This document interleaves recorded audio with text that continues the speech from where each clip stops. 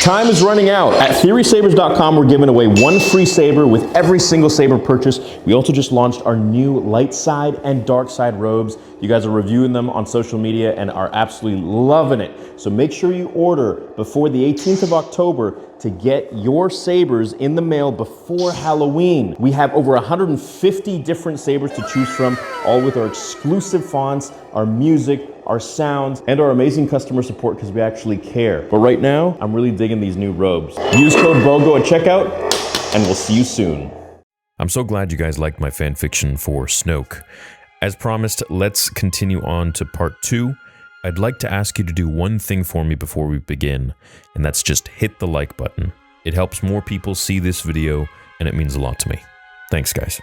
Luke Skywalker had restored hope to the galaxy. The Empire had fallen, the Jedi were returning, and for a brief time there was peace. But that peace, of course, didn't last. Luke felt it first. A disturbance, subtle but cold, like a wound reopening in the Force. He followed it. He shouldn't have, but he did. The trail led him to Snoke. This was their only direct confrontation, and it nearly ended both of their lives. Luke found him on a world steeped in the dark side, a place the old Jedi had erased from their archives, hoping no one would ever find it again. Thanks to the Emperor's archives that Luke had found, he knew how to get to this place, and he definitely did find it. The terrain here was very jagged. The sky was bruised with lightning, and beneath its surface, the Force churned like a living storm. Snoke was waiting, not as a man, but as a presence. Half alive, half devoured by the very power that he tried to control, his body was already disfigured, his skin cracked from the strain of holding so much energy that reality itself seemed to resist him. He greeted Luke not with a challenge, but a smile. "Skywalker," he said, his voice echoing through the Force. "You came looking for the end of the Sith. You found something worse." Luke drew his lightsaber, that emerald green glow as bright as we remember. The duel that followed wasn't just physical. Every clash of their power rippled across the galaxy, the kind of disturbance only Leia could have felt from halfway across the stars. Lightning and fire erupted across the ruins, the Force itself screaming through the air.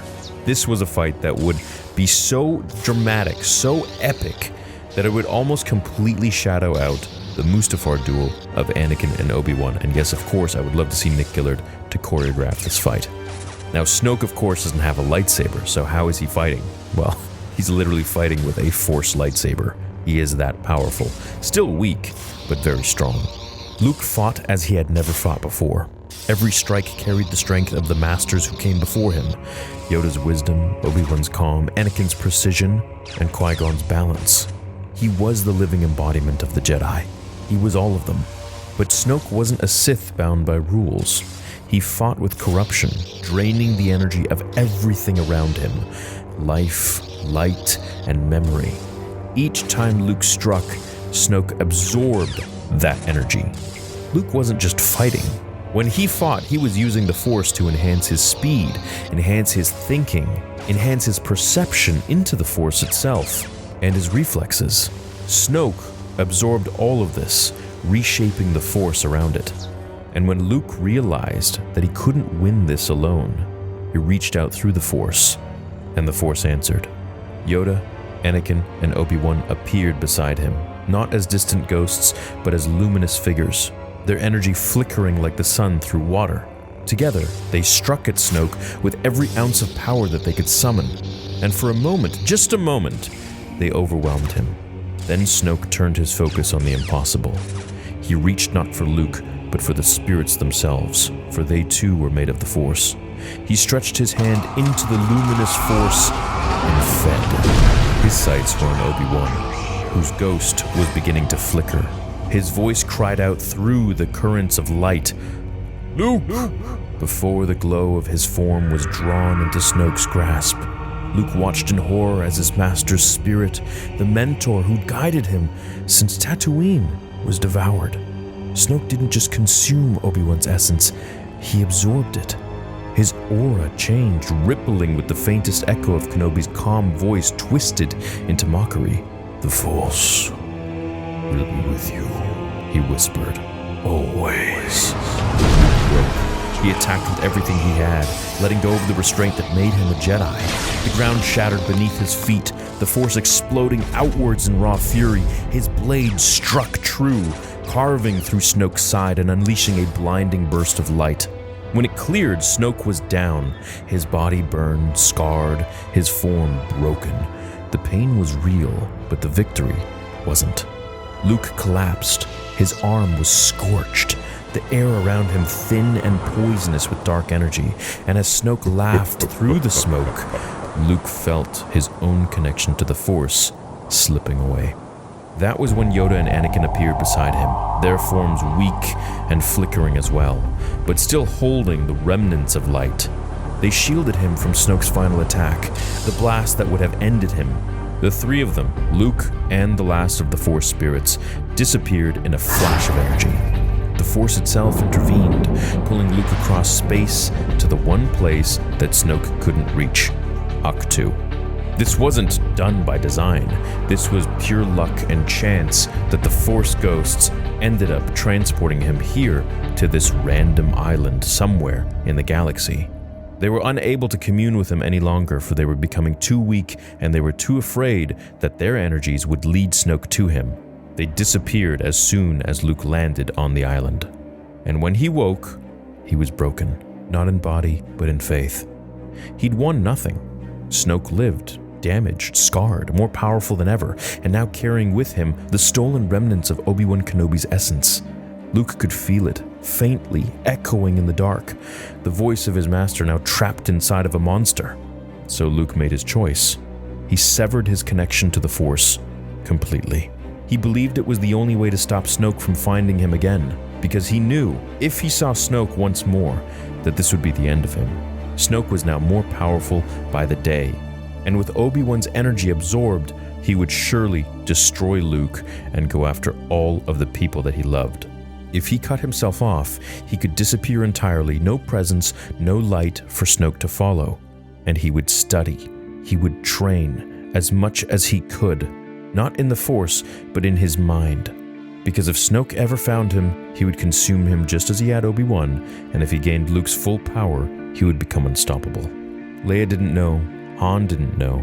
They searched for him for years, believing that he had abandoned them. But maybe Luke wasn't hiding out of fear or cowardice. He was protecting them, protecting the galaxy itself. In essence, from himself. When Rey finally found him, he wasn't angry because she'd interrupted his solitude. He was terrified. He thought she'd led Snoke straight to him, because Luke knew what no one else did. If Snoke ever found him again, it wouldn't just end the Jedi, it would end everything. And that brings us right to essentially the beginning of The Last Jedi. So now we have an understanding of why Luke actually went away to this island, try to design something in the very confined world of the sequel trilogy that they created. So we do know, at least in the EU, that teleportation does also exist. However, I think it's a little bit on the nose if we use something from one of the new canon books as well. So with Luke landing on this planet, he doesn't have time to go off and tell anyone anything. So he's just cut himself off from the Force entirely, and he uses this time to study the Jedi texts. He uses this time to train in his mind, away from the Force, and essentially how we saw him was, well, we'll never see him like that again in this version. But the reason he is off on that island is to cut himself off from the Force and is to stay away from Snoke until he can figure out how to defeat him. So it's completely different than what we saw in the film, where he went there to die, as he says, which is not Luke Skywalker. It's not what George wrote for his character, and it's just a coward. So I think that this is already leading it up to a much more plausible explanation as to why Luke had to go away, why he disappeared, why he cut himself off from the Force itself and abandoned his religion. It's not because he didn't believe in it anymore, it's because he was afraid that he would lose, that he would die, and Snoke would get all of his powers, the powers of the Chosen One's son, and then he would be unstoppable. So he knew he would have a better chance if he actually was to just cut himself off from everything and train and learn and study. And so this also falls in line with the movie that, the ghosts didn't reach out to him, blah, blah, blah, for all of this reason, because they too were afraid. Now, can we get Obi-Wan Kenobi back? Well, we'll have to wait and see. But the premise here is to really be within the confines of what JJ and Rian Johnson decided to do, which was garbage in my opinion.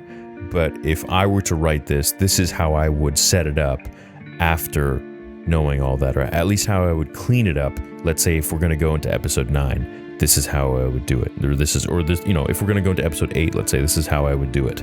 So, hope you enjoyed it. Let me know what you think. Trying to make the best of this from what we have, but it's kind of difficult, of course. So let me know if you would like a part 3. If you do, please comment below, please leave a like, and I'll see you guys in that one. So have an awesome rest of your day. Check out theorysabers.com. We're having our big sale right now. Order before the 18th and you'll get your sabers, plural, because you get a free one for every single saber you purchase before Halloween. We also have some pretty awesome robes there, so make sure you check those out. Have a fantastic day, and may the Force be with you, always. Now, fulfill your destiny.